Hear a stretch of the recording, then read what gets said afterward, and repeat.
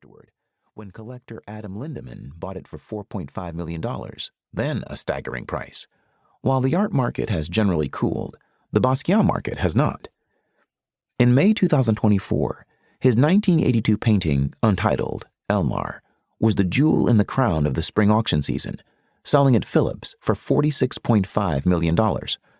A New York Times piece about the then notably tepid art market singled out Warhol, Basquiat, and Picasso as dependable ringers.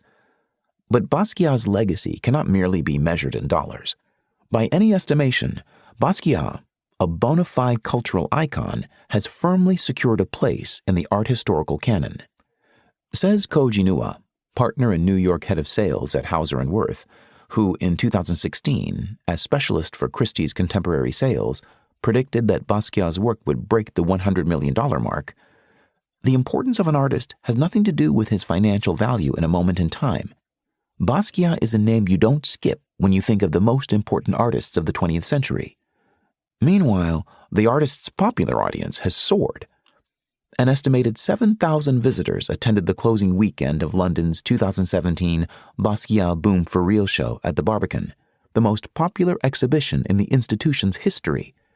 It was the first show of the artist's work in the United Kingdom in over 20 years, and the first ever British retrospective.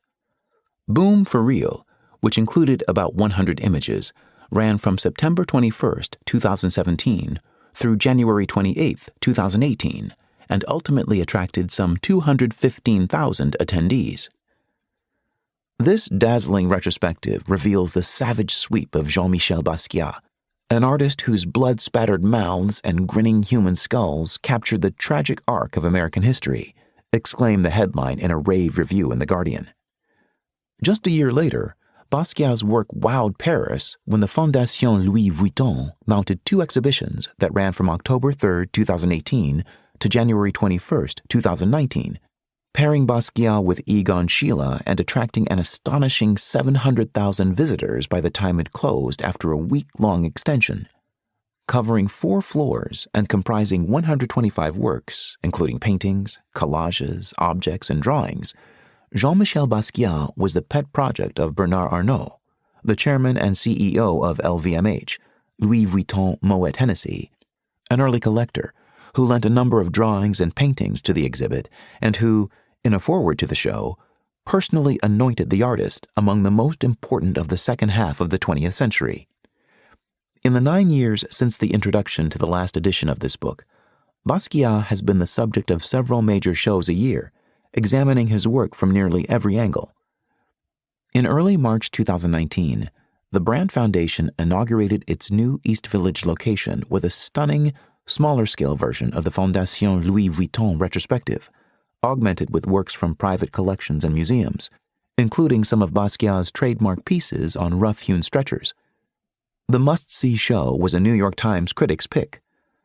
Curated by Peter Brandt, former Interview publisher and early Basquiat collector, and Dr. Dieter Buchard, guest curator of the Basquiat Schiele exhibits, it ran from March 6th through May 14th.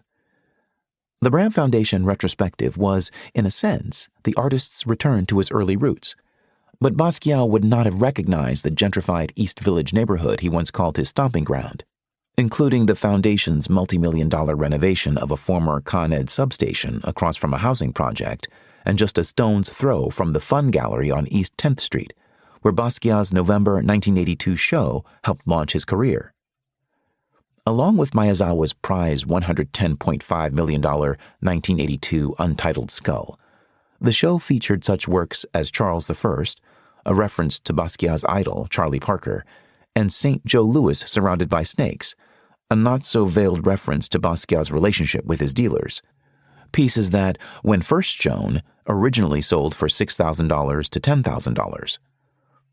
Like so much of Basquiat's work, there were pointed references to race, such as his iconic Irony of a Negro Policeman, prominently exhibited in his first solo show in Soho at the Anina Nozay Gallery in 1981.